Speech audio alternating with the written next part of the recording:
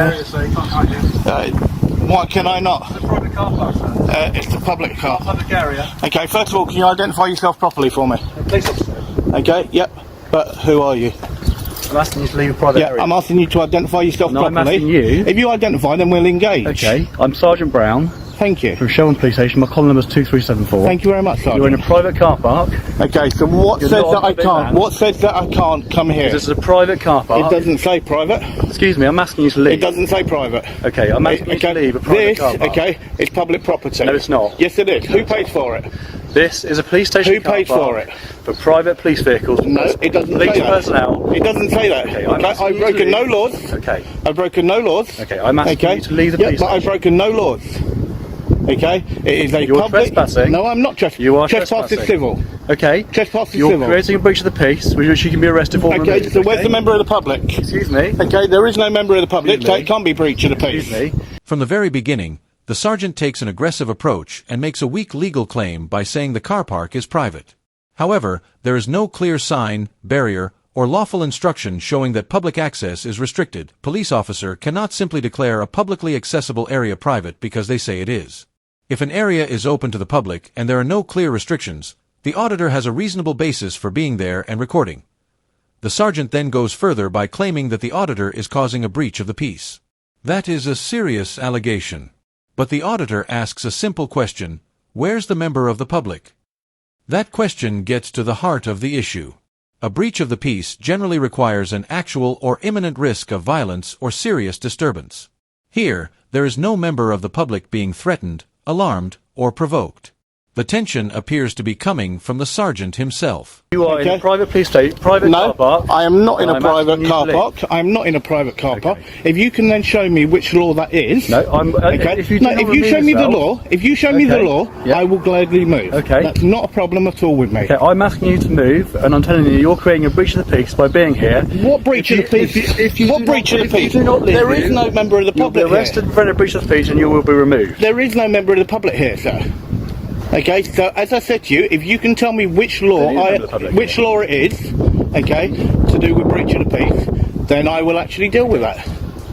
I'm asking you to remove yourself. And I said that I do not have to move. Okay? I do not have to move. I'm telling you that you do. No, whether or not you tell me and what the law is, you will be removed. Whether or not, if you removed, and that will be completely unlawful. That will be completely unlawful. Okay, I disagree. This appears to be a misuse of the breach of the peace argument. The power exists to deal with genuine threats of violence or serious disturbance, not simply to remove someone because an officer finds their presence inconvenient or unwelcome. The auditor is right to challenge the claim and point out that removing him without proper legal authority could be unlawful. Sometimes, when an officer cannot identify a clear power to remove someone, breach of the peace is raised as a possible reason. But this power must be used carefully and lawfully. It should not be used as a shortcut to avoid someone's legal rights, including the right to record or access areas that are genuinely open to the public. Okay. As I've already requested from you 4 times now, and I'll request it for a 5th time, if you can actually show me which law I've just told says you, that I can't be here. No, which law that I can't be here. I've just told you to prevent a breach of the peace. Breach of the peace isn't the law to do with where I stand on public property. Breach of the peace can occur in private or public property. Yeah, and this is public property. Yes, exactly. So you approach me. You approach me. And you, by being here, are that's the not cause of that breach of the peace. No, so you came to me. Removed if you came to me. Okay. You will be removed. Do you know who the MPCC are? Yes. Do you know who the MPCC are? I need to answer that question. Okay. Well, you might want to read that then. I don't need to read that. Well, you should read it. I'm telling you, you're on private property. And before you actually say anything, okay, and this is from the MPCC, okay. And then read that, and then you'll see that I can be here and I can film. I don't need to read that. Okay? So you're refusing to actually uphold what they've actually set out. This moment says a lot about the sergeant's attitude toward accountability and the law. When the auditor presents information from the MPCC relating to media and communications guidance from the College of Policing, he is clearly trying to provide information and calm the situation. The document appears to address issues surrounding filming and access to publicly accessible areas. Instead of taking a moment to consider the information, the sergeant refuses to read it. That is concerning. Officers are expected to remain professional, reasonable, and willing to consider relevant information. When a member of the public presents guidance that could affect the situation, Refusing to even look at it makes constructive communication much harder. An embarrassment. And is your body camera on, by the way? Absolutely. Okay, why didn't you tell me? You didn't give me a chance. You're talking to me. You didn't tell me you're recording. I don't need to. You do. You do. You collect data, and under data protection laws, okay, and on your actual own website, you're meant to inform the members of the public when you turn your body camera on at the first available moment. Okay? So, and I will be requesting a copy of that footage, so make sure that you don't delete it. Okay? If you had the correct signage, I want to come in. Okay? I'm telling you, it's private. I'm telling you, informing you, a police officer's telling you, regardless, private area, there's private... It doesn't state that. Private vehicles here. No, okay. There are private it's public vehicles. information. Yeah, I'm telling you, I've informed you, I've informed you as a police officer, this is a private area, okay? It doesn't and state I'm that. asking you to leave. If you can show me where it states that. Okay. Okay. I'm telling you. No, whether or not you tell me, what you tell me does not trump what my legal right is. Okay.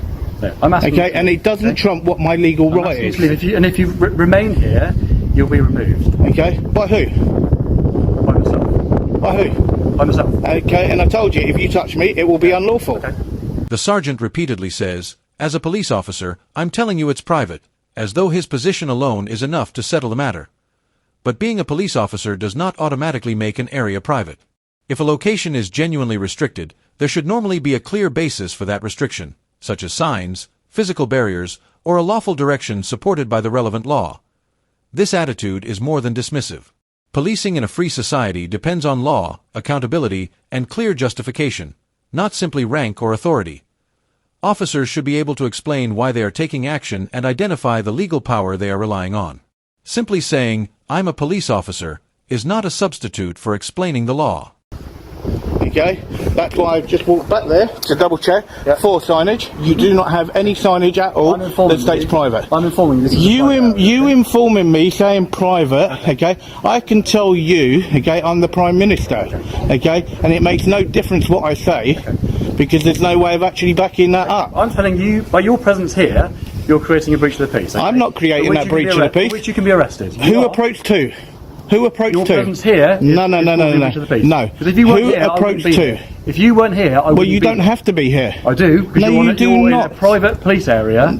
It doesn't state private. Yeah. Okay. Informed, it doesn't state private, and it's not a restricted area.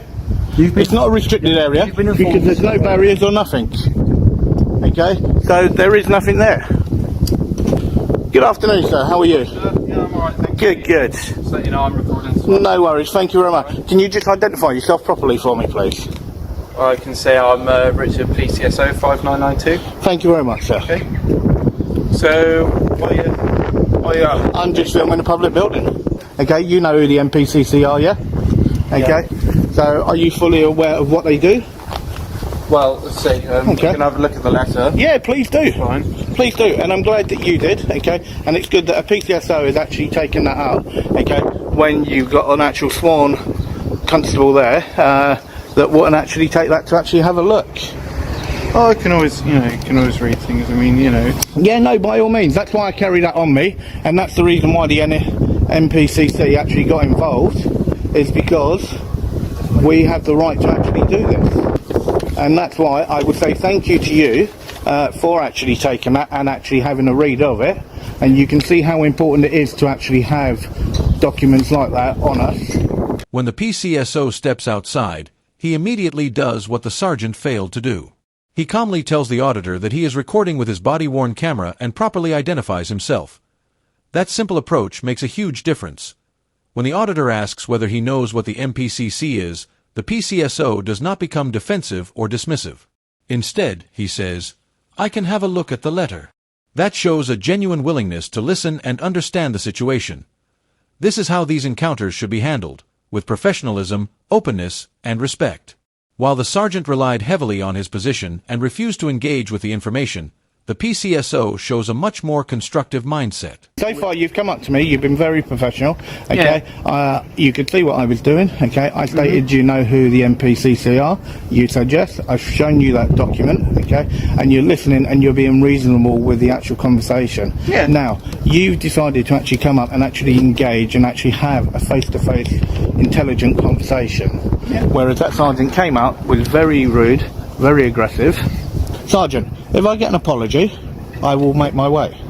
Okay, now I can't get fairer than that. The way in which you approached me and the manner in which you did, right, and with what you actually threatened me with, okay, was wrong and out of order. As I said, if I get an apology from you, I will make my way, no problems. Pardon? I don't think I threatened you. Did you threaten me with arrest? I said it was a possibility that you could be arrested. You told me I would be.